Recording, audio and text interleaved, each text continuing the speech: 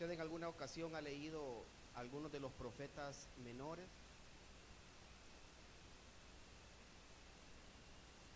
Israel estaba en el exilio.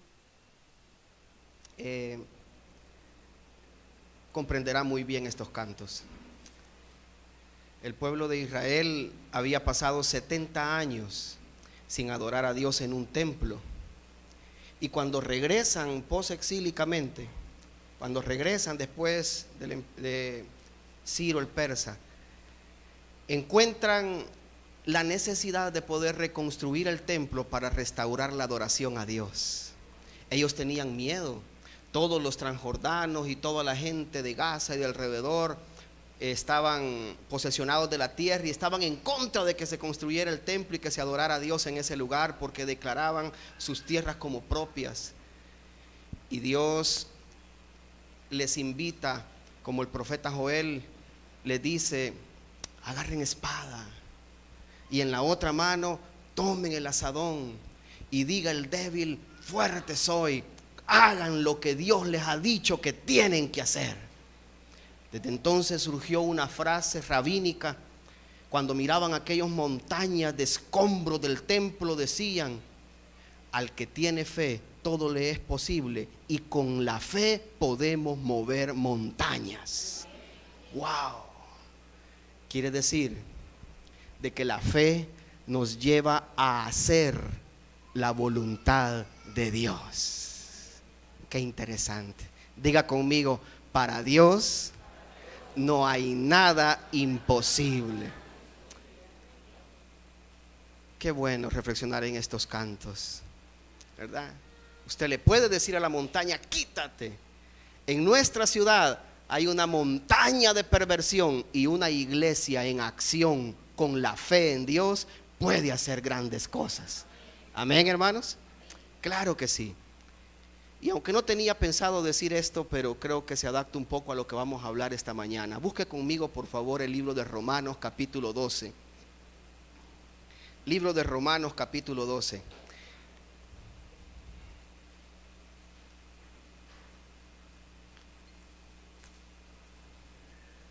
Jesús repite esa frase rabínica cuando está frente al templo en Betania, la casa de pan, y pasa por Jerusalén y ve aquel lugar, aquel templo, y él profetiza y dice que todo aquel que le pueda decir a este monte: quítate, repite la frase rabínica que también repite Pablo.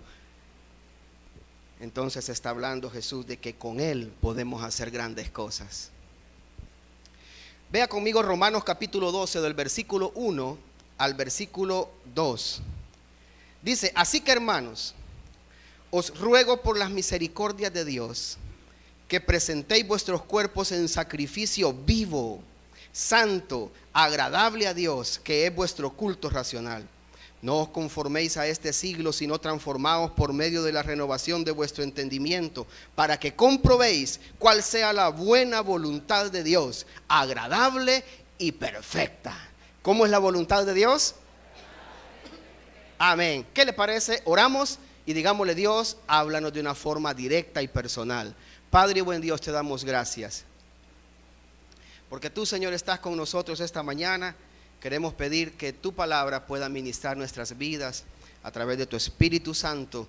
Podamos ser, Señor, esta mañana instruidos. Te damos el tiempo, muévete tú. Queremos oír palabra tuya y no prejuicios humanos ni ideas humanas. No estamos aquí para exponer nuestras ideas, sino para exponer tu palabra, Señor. Gracias. En el nombre de Jesús es tu tiempo. Amén y amén. Gloria a Dios. Aleluya. Hermanos, en una ocasión en Noruega, precisamente en una catedral de una de sus ciudades, andaba por ahí un español de visita y de turista. Pero a él le llamó la atención algo, hermano. Y es que en una de sus catedrales, que es la que él estaba visitando, en la mera cúspide estaba la imagen esculpida de un cordero. Y a él le llamó tanto la atención que se preocupó por investigar de qué se trata, por qué está la imagen de un cordero en la cúspide de esta iglesia. Pues alguien se acercó y le dio la historia. Ahí hay muchos historiadores a su alrededor y bueno, pues aprovechan la oportunidad para que algún turista les dé una propina, ¿verdad? Y bueno, pues le dio la historia. Esa historia fue sorprendente. Resulta, hermanos, que cuando estaban construyendo esa catedral en Noruega, ¿está conmigo, hermano? Amén. Cuando estaban construyendo la catedral en Noruega, resulta, hermano, de que en los andamios altos estaban los trabajadores trabajando, valga la redundancia, y construyendo aquella catedral, pero uno de ellos se deslizó y se cayó. Y desde aquella altura se viene hacia abajo y usted se imagina aquella escena, el pánico de todos los demás compañeros, y rápido bajaron de sus andamios a ver a aquel joven que había caído. La sorpresa del caso fue que cuando llegaron abajo, aquel joven estaba sano, estaba vivo, no había muerto, ni siquiera se había quebrado un tan solo hueso. ¿Cómo fue que sucedió? Pues resulta que una manada de ovejas y de corderos y de cabritos iban pasando por el lugar. Y cuando aquel joven trabajador venía descendiendo, cayó sobre ellos y ellos amortiguaron el golpe. Y precisamente uno de ellos que quedó abajo quedó totalmente aplastado. Desde ese momento decidieron, en vista a eso que había sucedido, colocar en la cúspide de la catedral la imagen de un cordero, en señal de que un cordero había sido entregado para salvar la vida de uno de sus constructores. Hermano, ¿sabe cuál fue la presentación que hicieron de Jesús la primera vez que él apareció públicamente en su ministerio? Esta la dio un personaje llamado Juan. Era Juan, conocido como Juan el Bautista. Y él a las orillas del río Jordán dijo: he aquí el Cordero de Dios que quita el pecado del mundo. Esa fue la presentación primera que hicieron de Jesús. La primera vez que él aparece en público, no le llamaron príncipe, hijo de Dios, rey altísimo y supremo. Juan el Bautista le dio el título Cordero de Dios. Y aunque los críticos dirán que es una composición posterior del texto, no lo sabemos. Lo cierto es que en base a lo que podemos leer, podemos llegar a una conclusión. Y es que la concepción que existía de quién era ese personaje era sorprendente. Cuando Juan el Bautista dice: he aquí el Cordero de Dios, estaba él consciente de la obra redentora que Jesús venía a hacer, la obra expiatoria, sustitutora que venía a hacer. Es decir, él venía a entregarse delante de Dios en nombre suyo y en nombre mío. Y esa concepción estaba fresca y muy clara en la mente de Juan, y por eso él expresa algo, óigame bien, algo que usted y yo lo podemos entender ahora, más de 2000 años después, leyendo el texto. Pero es milagroso y sorprendente que Juan, sin haber experimentado ni conocido sobre el sacrificio de Jesús, ya estuviera diciendo: he aquí el Cordero de Dios. 3 años antes de que Jesús se entregara, un poquito más de 3 años, él ya estaba diciendo: él quitará el pecado del mundo, él será entregado, él podrá redimir a la humanidad. Increíble, hermano. Esa revelación no pudo venir de nadie más, sino es que de Dios. Ahora, esa fue la forma como él lo presentó, como él lo dio a conocer, quién él era, quién él era. Este es el Cordero de Dios. Ahora, ¿cómo llegó Juan a esa conclusión? Ahora, hagámonos otra pregunta. ¿Cómo usted y yo podemos presentar la bondad de Dios? Esa concepción de Juan daba a conocer realmente lo que él sabía de Dios. Dios es bueno, Dios es misericordioso. Amén. Dios es amor. Y con ese concepto, Juan dice: he aquí el Cordero de Dios. Quiero que hablemos esta mañana bajo el título: ¿cómo presentar la bondad de Dios? ¿Cómo poder presentar la bondad de Dios? Y en primer lugar, Yo quiero que usted y yo analicemos. Vemos que Juan tenía esa concepción acerca de Jesús. Quiere decir entonces que lo primero que usted y yo tenemos que tener para poder presentar la bondad de Dios es conocer a ese Dios bueno y estar consciente, o mejor dicho, reconocer su bondad, reconocer quién es Él. Vea conmigo por favor el versículo número 1, capítulo 12. Así que, hermanos, os ruego por las misericordias de Dios que presentéis vuestros cuerpos en sacrificio vivo, santo, agradable a Dios, que es vuestro culto racional. Esas primeras dos palabras que la Reina Valera nos presenta en el versículo 1, así que, significan por lo tanto, nos hacen ver que antes de ello había algo expuesto, ¿sí? Como que es la conclusión del asunto. Y él nos dice, bueno, en base a todo lo que ya les he dicho, dice el apóstol Pablo, ahora pues, así que, por lo tanto, entonces, y él dice ahí, así que. ¿Y de qué está hablando él en todo su libro? Si usted es curioso y puede ver el libro de Romanos, nos habla muy claramente de el amor de Dios. Y en el libro de Romanos, a lo largo de todos estos 11 capítulos que están atrás, podemos ver, hermano, cómo el hombre y cómo el apóstol Pablo expone y presenta al hombre, es decir, lo presenta a usted y me presenta a mí, como un hombre perversamente culpable y culpable de pecado. En aquel entonces, a quienes fue dirigida la carta y quienes la leyeron, no tenían excusa de no haber pecado. Usted y yo tampoco la tenemos. Todos aquí hemos cometido pecado. Amén. Y aquí encontramos en los primeros capítulos del libro de Romanos cómo el apóstol Pablo expone esta verdad y cómo él dice de que el hombre es digno de condenación y del juicio de Dios por haber cometido pecado, y que no hay ningún hombre que no haya cometido pecado. No hay hombre que se salva, por cuanto todos pecaron, están destituidos, dirá Pablo, de la gloria de Dios. Todos. Ahora, el apóstol Pablo también nos enseña de cómo el pecado se enseñorea del hombre. Y él dice, ¿cómo es posible?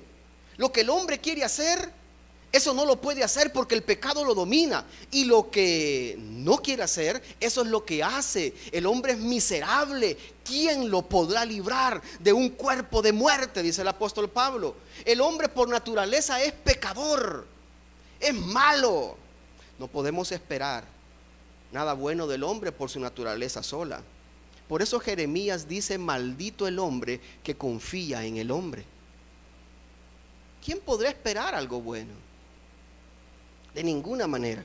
Pero en estos primeros capítulos, el apóstol Pablo no solamente se queda con esa escena dramática y trágica, sino que también da la solución que Dios presenta. Y él dice que aunque todos habíamos pecados, Dios muestra su amor para con nosotros, en que siendo aún pecadores, Cristo murió por nosotros. Puede decir gloria a Dios, hermano.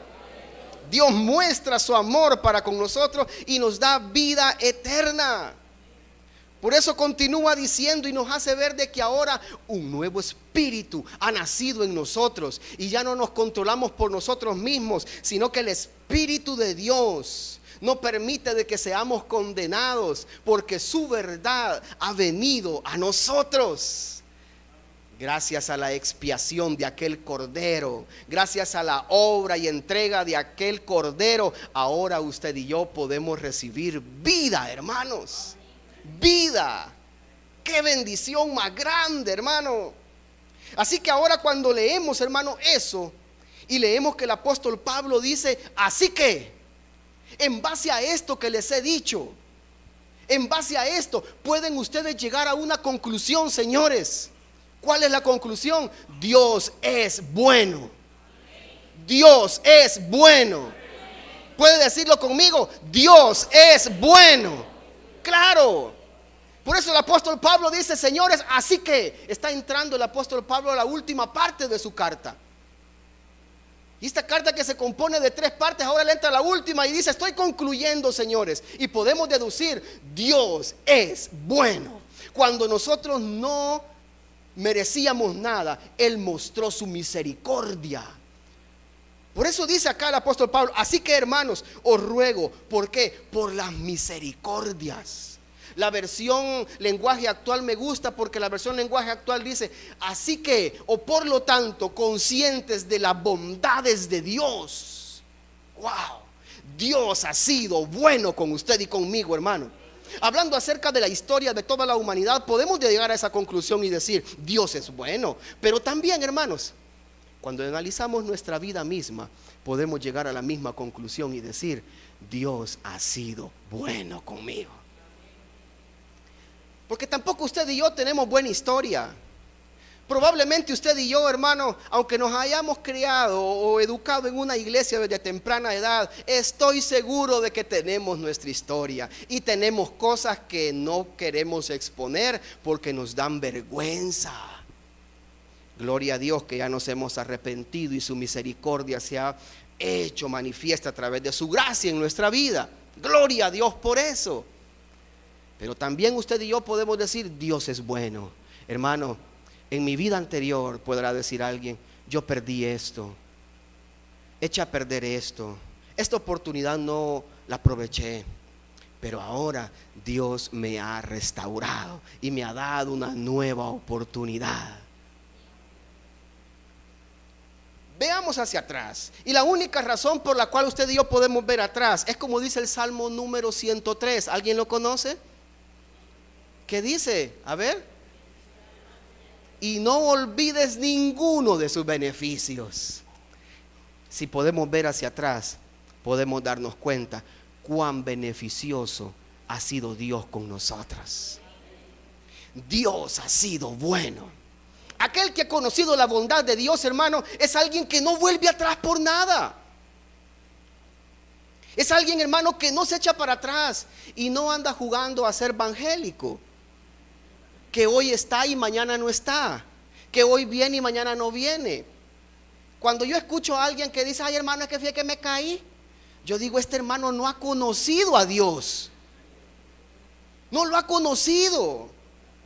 No me cuadra a mí alguien que, conociendo a un Dios tan maravilloso y tan grande, ahora diga, me caí. No, hermano, simple y sencillamente esa persona no ha tenido un genuino arrepentimiento.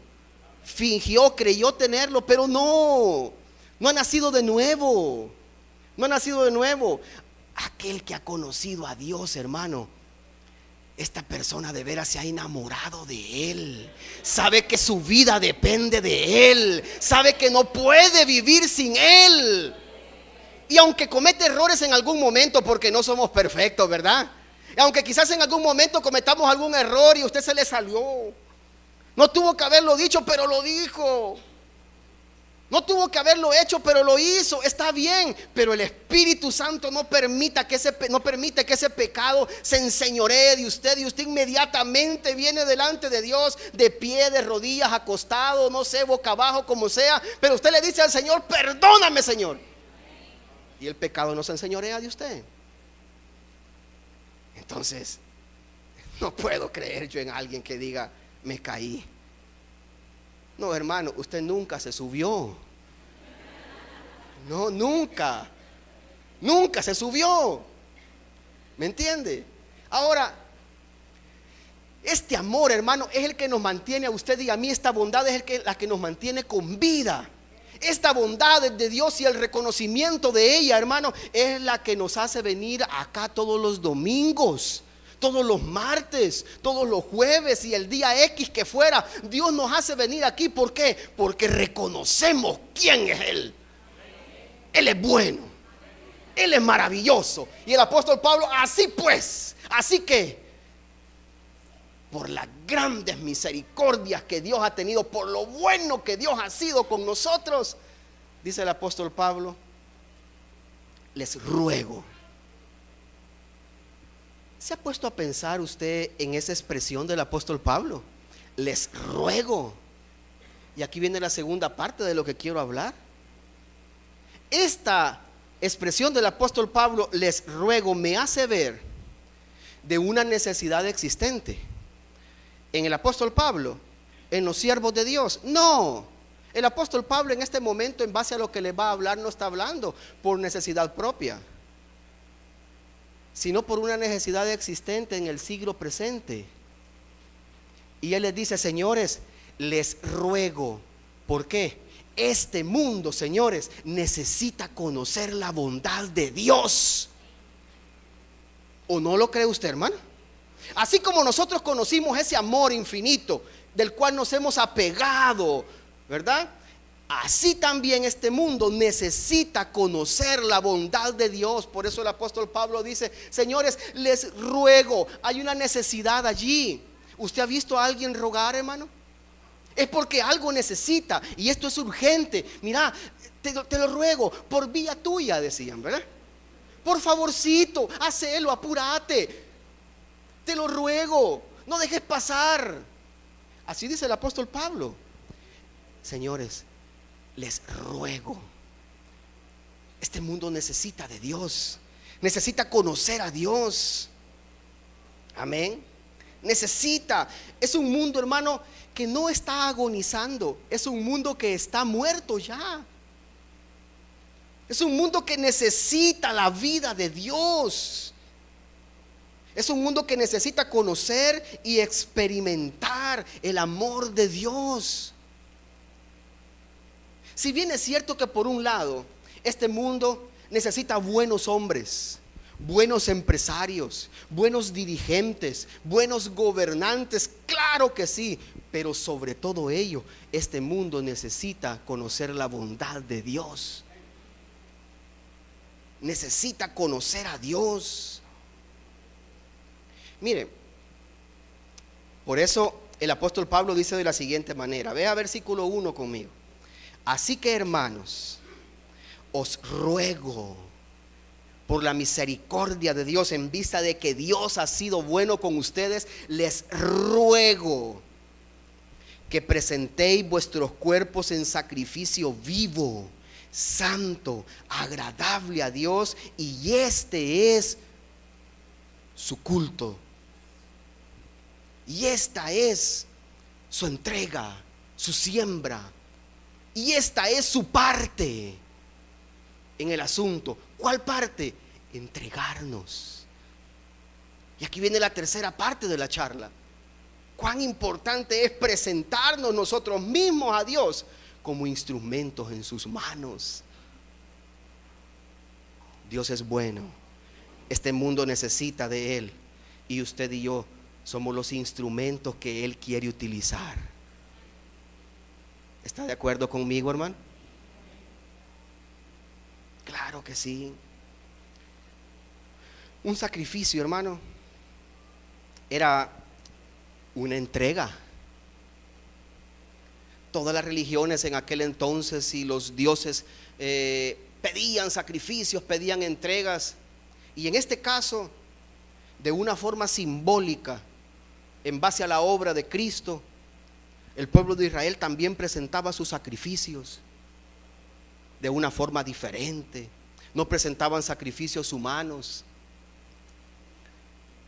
pero sí eran sacrificios expiatorios.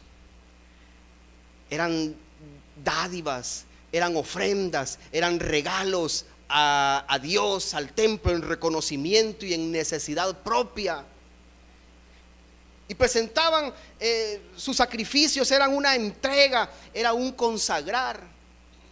Ellos tenían su mejor corderito, el más bonito de la manada, y ese presentaban un cordero limpio, sin ningún defecto, sin ningún hueso por otro lado, sin ninguna mancha.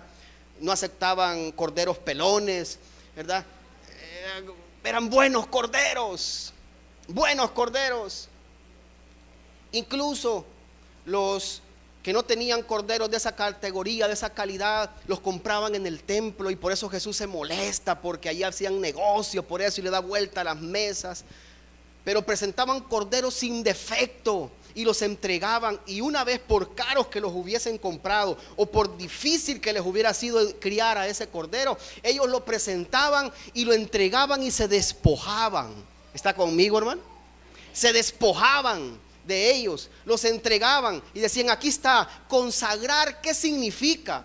Entregar, presentar, ¿qué significa? Significa, hermano, quitar las manos suyas y mías en aquello o de aquello que le pertenece a Dios. Eso significa. El último versículo del capítulo 11 dice: porque de Él y por Él y para Él son todas las cosas. Y el apóstol Pablo ocupa esa misma figura y les dice: señores, presenten, traigan ofrenda. Pero no les estoy hablando de un cordero, no les estoy hablando de dinero, aunque no estaba aboliendo eso el apóstol Pablo en este caso, sino él dice: no les estoy hablando de eso. Presenten sus cuerpos en sacrificio vivo. Wow. ¿Qué les está queriendo decir el apóstol Pablo acá? Señores, entreguen sus cuerpos y ahora quiten sus manos de él, porque ya no se pertenecen a ustedes mismos. Ya no puede decir el hombre que se ha entregado a Jesús: esta es mi vida y yo puedo hacer con ella lo que yo quiero hacer con ella. No, señores, esta vida le pertenece a Dios. Y el apóstol Pablo dirá más adelante: ya no vivo yo, es Cristo el que vive ahora en mí. Yo ya no meto mi mano, que Él haga conmigo lo que quiera.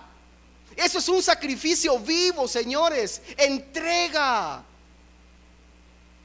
entregarse, darse por completo. Señor, aquí estoy, sin reservas. Ninguno de los ofrendantes en el altar podía llegar y decir: a ver, señor sacerdote, regáleme la piernita esa que quedó algo asadita, tronadita, está bien rica con chicharroncito, regáleme esa por favor, me la voy a llevar de regreso. No, señores, una vez llegaba al templo, ahí se quedaba, ya no era suya. Ese cordero ya no le pertenecía. ¿Qué es lo que iban a hacer con ese cordero? Los hijos de Elí hacían perversidades. Algunos sacerdotes eran abusivos. ¿Qué es lo que van a hacer?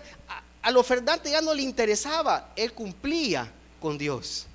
Ahora nosotros no le estamos entregando nuestra vida a alguien irresponsable ni a alguien desagradecido. Se lo estamos entregando a Dios, y podemos estar seguros de que Él hará el mejor uso de nuestra vida. ¿Me doy a entender, hermano? Así que no tenga temor usted en ningún momento de decirle: Señor, aquí estoy, sin reservas, me quiero entregar a ti, sin condiciones, aquí estoy, ya no voy a meter mi mano, Señor, haz conmigo lo que tú quieras. Ahora, esto es difícil, ¿verdad? Amén. Esto no todos lo hacen, hermano. No todos lo hacen. Y principalmente ahora, ¿verdad?, en que el evangelio a través de muchos lugares se predica en beneficio solamente del hombre y no para gloria del Dios que lo creó. Ahora el hombre lo único que busca es su propio provecho y de eso nada más se expone. Pero cuando hablamos de entregarle a Dios, esa parte la obvia porque no es positiva ni entusiasta para muchos, pero para aquellos que hemos conocido a Dios estamos seguros de que no hay nada mejor que entregarle nuestra vida a Él, sin reservas, sin condiciones y sin nada. Ahora no se preocupe, hermano, que cuando usted entrega su vida al Señor, sus deseos se unen a los deseos de Dios y Él concede las peticiones de su corazón porque están alineadas con Él. Recuérdese algo: a quien le estamos entregando nuestra vida nos ama y Él no hará algo malo con ella. Qué bueno entregarle nuestra vida a Él, presentársela a Él. Yo no soy dueño de mí mismo, Él es el dueño de todo lo que tengo y de todo lo que soy. El versículo número 11 del capítulo 12 dice de la manera siguiente: en lo que requiere diligencia, señores, no perezosos, fervientes en espíritu, sirviendo al Señor. Alguien, hermano, que se ha entregado al Señor es alguien, óigame bien, diligente. ¿Escuchó? Diligente. ¿Puedes decir conmigo diligencia? ¿Cuál sería lo contrario de esta idea? Perezoso, hermano. Hay que lo hagan otros. Y no, ahí están los líderes, pues. Ellos, de todas maneras, pues, no, ahí están los pastores, pues a ellos les pagan. No están los líderes, pues, ¿para qué dijeron sí y levantaron la mano? No están los ujieres, pues. Y yo no, hermano, no, ay, viera que a mí esa cosa a mí no mucho me cuadra. Viera que yo no tengo tiempo. Y ahí pasa todo el día viendo novelas, no viene al culto por estar holgazaneando, ¿verdad? El domingo no tuvo ganas de venir, no viene. Hay alguna actividad, no va. Hay algún proyecto que ejecutar, no lo hace, le da lo mismo, se lleve a cabo, no se lleve. Sabe que tiene que hacer la obra evangelizadora y no la hace, la delega a otros. Sabe su responsabilidad delante de Dios y no la hace, no la cumple, le es indiferente, ¿verdad? Y cuando viene la chibola me agacho y revira contra. No es conmigo, me hago el loco. Aquí el apóstol Pablo dice, señores, en lo que requiere diligencia, no sean perezosos, hombre. Mire, ahora cómo está de moda, ¿verdad? Hoy todo mundo se estresa por cualquier cosa. Hermano, mire, hagamos esto. Ay, no, hermano, me voy a estresar. Bueno. Mire, hermano, y esto, no, hermano, viera que, ay, es que cuidemos el cuerpo, hermano. Que ya no es suyo, pues. Ahora, yo no estoy diciendo tampoco que lo descuidemos, ¿verdad? Eso sería irresponsable, por supuesto. Pero hay extremos. Hay extremos donde no debemos de caer. ¿Sí? Y en lo que requiere diligencia, dice el apóstol Pablo, no seamos perezosos. Eso es presentar su cuerpo en sacrificio vivo. Eso es presentarse a Dios sin reserva. Señor, te seguiré a donde quiera que tú vayas, Señor, pero de 8 a 9 de la mañana. O de 11 a 12, Señor, porque a las 10:30 me voy levantando y esta mujer, vieras que le cuesta hacer el desayuno. No. En lo que requiere diligencia, no perezosos. Hacer la obra de Dios. Qué increíble. Qué increíble. Me sorprende, hermanos, en esta labor de andar en algunas escuelas. Me sorprenden algunos, y los hermanos que me acompañan saben. Bueno, ustedes son un gran ejemplo, pero me sorprenden algunos. He notado, como por ejemplo algunos hermanos de Iglesia Lin. Miren, hermanos, hay unos hermanos que trabajan de lunes a domingo. De lunes hasta el domingo trabajan. Y el único día que el jefe les da libre, me dicen, hermano, anóteme, ese día voy a ir yo a predicar a la escuela. ¿De veras? Sí, ese día voy a ir. Y hay uno de ellos que lo hace miércoles, otro lo hace jueves por la tarde, porque es el único día que le queda libre. Yo digo, qué increíble. Qué increíble. Y hablaba hace poco esto con el hermano Sifontes, y me dice el hermano Sifontes, sí, me dice, ¿sabe una cosa? He llegado a una conclusión, me dice él. Esa es la razón por la cual la iglesia es tan grande, me dice. Wow. Qué increíble. Qué increíble. Eso es presentar su cuerpo en sacrificio vivo. Presentarlo a Él, sin descuidar, por supuesto, familia y otras cuestiones laborales y todo lo demás. Pero qué interesante. Pero observe usted, hermano, el fenómeno de las iglesias pequeñas. Ay, hermano, aquí dicen los ancianitos o los señores o los jóvenes, aquí somos pocos, hermano. Somos pocos pero buenos. Óigame, si fueran buenos ya no fueran pocos. ¿O no? ¿Verdad? Si fueran buenos, fueran diligentes. ¿O no? No fueran perezosos. ¿O no? Cumpliendo el mandato de Jesús. ¿Sí? Por eso el apóstol Pablo dice: señores, les ruego, hay una necesidad en el mundo, conscientes de que Dios ha sido bueno con ustedes. Les ruego, abran su mente y entiendan, presenten sus cuerpos en sacrificio vivo. Esta es su parte, este es su culto. Esto es lo que les toca a ustedes, dice el apóstol Pablo. Dios hará lo demás. Nosotros simplemente vamos a presentarnos: Señor, aquí estoy, haz tú lo que quieras hacer. Yo hago lo posible, Él hace lo imposible. ¿Me doy a entender? Yo hago lo artesano, Él hace lo milagroso. Amén. Entonces esta es mi parte: presentarme a Dios como instrumento en sus manos, nada más. Es interesante algo.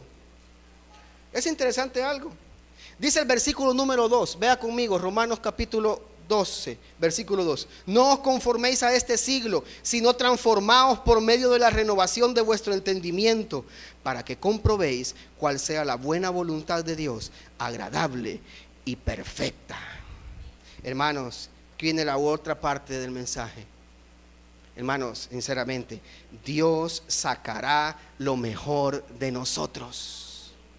Cuando nos presentamos a Él en sacrificio, conscientes de que ya no debemos de meter nuestras manos, sino que sea Él el que lo haga, confiados en que Él en su amor hará lo perfecto y aceptable e idóneo y adecuado.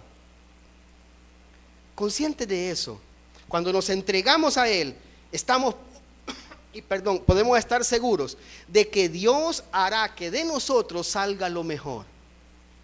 Aunque nosotros quizá digamos: hermano, yo no tengo la capacidad. Hermano, yo no tengo convocatoria. Hermano, yo no soy líder. Hermano, yo no puedo hacerlo. No se preocupe, hermano. Este capítulo número 12 nos habla acerca de los dones de Dios. Y es Él el que da un don. Y un don es un regalo. Es Él el que dota de capacidades. ¿Me doy a entender? Es Él el que lo hace. Y Él, a diferencia de los talentos, nos da sus dones. Aquellas actividades que nosotros ejecutamos y que de manera milagrosa se desarrollan sin que nosotros metamos manos y hagamos mayor cosa, nos damos cuenta: si no hubiera sido por Dios, esto no hubiera sido posible. Dios pone sus dones en cada uno de nosotros. Y aquí ocupa el apóstol Pablo una palabra, y es la palabra metamorfosis. Metamorfosis, una palabra que significa cambio de forma, cambio de naturaleza. Es decir, la naturaleza interna sale a la luz. Sale a la luz la naturaleza interna. Esta palabra, hermano, también es utilizada en la transfiguración de Jesús. La palabra metamorfosis, cambio. Usted y yo lo conocemos desde la escuela, nos enseñaban aquella oruguita que se hace capullito, ¿verdad? A los días se abre y sale una hermosa mariposa, ¿verdad? Sale una linda mariposa con unas enormes alas, y usted puede decir: ¿cómo es posible que de ese gusano tan despreciable, peludo, feo, ¿verdad? Salió esa mariposa de muchos colores, tan hermosa? Es lo que llevaba por dentro. La Biblia nos enseña de que cuando usted y yo nos entregamos a Él, nacemos de nuevo, ¿sí? Y si alguien no comprende eso, Jesús le dice a Nicodemo: ¿eres tu maestro y no entiendes esto? Nace algo nuevo en nosotros, y aquello hermoso que estaba por dentro sale a la luz. Sale a la luz. Y esta palabra es la que se utiliza aquí: transformaos, transformen. Esa obra milagrosa solo la puede hacer Dios a través de su palabra. Cuando Jesús estaba en el monte con aquellos apóstoles o aquellos discípulos en ese momento, seguidores de Él, y aquel vestido se transfigura, cambia su rostro de una forma resplandeciente, y aquellos hombres pudieron ver esta imagen tan especial de Jesús, pudieron ver en Él la gloria de Dios en Él, la gloria del Padre, la divinidad expuesta, y pudieron decir: de veras, gloria a Dios, hagamos una ramada, esto está hermoso, aquí queremos quedarnos. Y se querían quedar, y aquella expresión en el rostro de Jesús era increíble, la gloria de Dios. aquella pureza, aquel peso, aquella limpieza, se reflejó, aquella blancura, aquella hermosura, se dio a conocer. Lo que tenía por dentro salió. Y por eso el apóstol Pablo dice ahora: señores, no se conformen a las suciedades de este mundo. Transfórmense por medio de la renovación de su manera de pensar. Transfórmense a través de la palabra. Eso hermoso que ha nacido en ustedes, que pueda salir a luz. El apóstol Pablo está diciendo: señores, no se contaminen con lo pagano, con lo sucio, con lo perverso. Donde quiera que estemos, demos a conocer la luz de Dios, la gloria de Dios, la pureza de Dios, el cabot de Dios, ese peso de gloria, esa limpieza, esa pureza. Si estamos en nuestro lugar de trabajo, que digan todos a nuestro alrededor: este hombre verdaderamente es hijo de Dios. En un lugar de estudio igual. Y no que digan: llévaselo al hermano, hombre, él te lo va a dejar pasar. No, señores. Por eso el apóstol Pablo dice: no se conformen a este mundo. Transformen su forma de pensar. Saquen lo que Dios ha depositado de dentro. Sáquenlo. En nuestro caminar, hermano, quien tiene que darse a conocer y exponer es Jesús. Que las demás personas digan que cuando nos ven a nosotros, ven a Jesús en nosotros. Por eso a aquellos hombres en Antioquía se les llamó cristianos, porque caminaban como Cristo, hablaban como Cristo, actuaban como Cristo, tenían el mismo interés de Cristo. Dentro de breves instantes vamos a participar de la cena del Señor. Algo tan milagroso que no lo hubiéramos podido conmemorar si no es porque se derramó una sangre que nos reconcilió a usted, a mí y a Dios. Nos reconcilió con Dios. Y Jesús dice, ¿verdad? Señores, es mi cuerpo, que por ustedes es partido. Yo me entregué, ahora ustedes son parte de este cuerpo. El apóstol Pablo utiliza esa figura más adelante a los corintios y les dice que somos el cuerpo de Cristo. Somos el cuerpo de Cristo, somos sus instrumentos, somos sus manos, somos sus pies, somos su boca, somos nosotros a quienes el Espíritu Santo quiere utilizar en este lugar. Si hay un mundo que agoniza, solo hay alguien que le puede llevar vida a través del Espíritu de Dios y su palabra, y esa es la iglesia. Nadie más, solamente somos nosotros, señores, porque a nosotros se nos dio el nombre de sal y luz.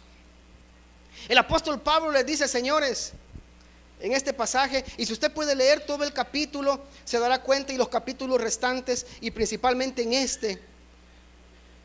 usted podrá ver, hermano, que del versículo 6 en adelante, el apóstol Pablo comienza a dar a conocer algunos de los dones que él pone, que Dios pone en nosotros. Y él nos dice, ¿verdad? Nos hace ver cómo en muchas personas pondrá don de profecía, es decir, don de palabras de gente. Y profecía no es adivinar el futuro, hermano, nada que ver con eso. Simplemente es exponer la voluntad de Dios para el hombre. Cuando usted y yo exponemos la voluntad de Dios, hermano, nuestra boca se llena del poder de Dios. Y ese es don de Dios. Y aquí el apóstol Pablo nos hace ver a través de los dones cómo es posible de que la gente verá en nosotros a Jesús mismo a través de nuestro hablar. La gente verá en nosotros a Jesús mismo a través de nuestro servicio, porque él habla de los dones de servicio, ayudarle a unos con otros. Usted y yo, hermano, en el vecindario estar dispuestos. Si es necesario barrerle el patio a la vecina, hagámoslo. Ay, hermano, es que mire, usted no sabe, esa vecina, toda la cochinada que me pone ahí en la cuneta y me deja todo ese lodazal allí. Hermano, salga el día siguiente, agarre una palita, agarre una escoba, sírvale y empiece a barrer 3, 4 casas más adelante, y se viene hasta 3, 4 casas más atrás. La gente va a decir, wow, hoy no se levantó amargada ni se levantó a pelear la hermana, porque usted se ha dispuesto a servir. se ha dispuesto a ayudar. Y aquí el apóstol Pablo dice: la gente verá en nosotros a Jesús a través de nuestro hablar, a través de nuestro servicio, a través de nuestro interés a los demás, a través, hermano, de la bondad que nosotros damos a conocer. Qué interesante. Aquí tenemos un mundo que agoniza, consciente de que tenemos un Dios que ha sido bueno con nosotros. Lo menos que tenemos que hacer, o lo conscientes debemos estar de la necesidad que tenemos de exponer a ese Dios bueno que se sacrificó y se entregó por nosotros. Ahora, como parte de su cuerpo, nosotros, y por medio de su sangre, somos dignos de hacerlo. Y Él nos ha dado la oportunidad para poderlo hacer. Donde quiera que estemos, ejecutémoslo en lo que requiere diligencia, no perezosos, no perezosos. ¿Cuántos están dispuestos a entregar su vida al Señor? En Londres hay un museo, y allí está un diamante. El diamante se llama Kohinoor, diamante muy conocido. Si usted ya ha leído sobre él, sabrá. Este diamante en un principio pesaba 168 kilos. Luego lo fragmentaron y ahora pesa 108 kilos. Se cree que este diamante, con el valor del diamante, podrían sostener todos los gastos mundiales de un día. Todo, le podrían dar de comer, vestir, hacer que las máquinas industriales se muevan, que las naves, aeronaves y naves marinas se muevan, los satélites, la gasolina, el combustible de un día pudieran comprar con el valor de este diamante. Carísimo. Este diamante se lo regaló un príncipe indio a la reina Victoria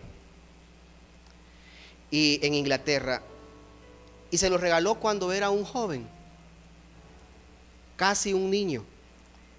Por herencia recibió el trono, y lo primero que hizo fue: le voy a regalar el diamante, carísimo, único en su época. Dicen que ahora ya hay dos que son más grandes que él. Se lo regaló a la reina Victoria. Cuando este príncipe hindú tenía 45 años, él regresó a Inglaterra y pidió entrevistarse con la reina, y dijo que quería que estuviera allí el diamante Kohinoor.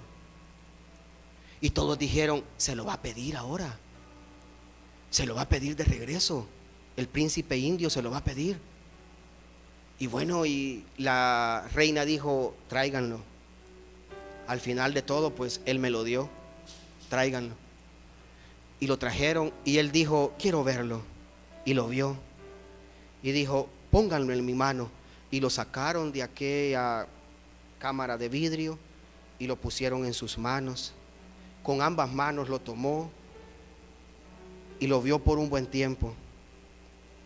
Luego se dio la vuelta hacia la reina y le dice: reina Victoria, cuando yo era un niño, sin mucho meditar, le entregué este diamante, y ahora, más consciente de lo que hago, simbólicamente se lo vuelvo a entregar. A mí me sorprendió esto, porque como cristianos somos llamados cada día, por cuanto el profeta Isaías dice de que son nuevas sus misericordias cada mañana. Cada mañana usted y yo acercarnos nuevamente donde Dios y decirle: Señor, hace 20 años te entregué mi vida, y aunque yo no sabía qué es lo que me esperaba ni qué es lo que iba a suceder, ahora con más gratitud, con más conciencia te digo: Señor, te la vuelvo a entregar, aquí está mi vida. Entregar la vida en sacrificio a Dios es de gente consciente que lo recibe a Él no solo como Salvador, sino como Señor. Todas las demás cosas, señores, vendrán por añadidura. Cierre sus ojos, por favor. Cierre sus ojos.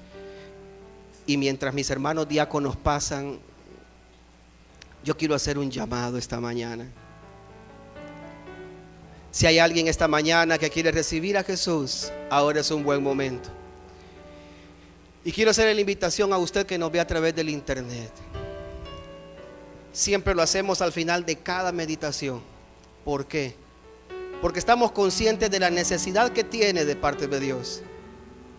Y como el apóstol Pablo le decía a la iglesia en Roma, yo le digo a usted también, le ruego por la necesidad que usted tiene, entréguele su vida al Señor. Hágalo hoy, no deje pasar el tiempo. Reconozca que usted necesita de Dios. Y si hay alguien en esta mañana que quiere recibir a Jesús acá, este es un buen momento para decirle: Señor, yo me entrego a ti porque reconozco que necesito de ti.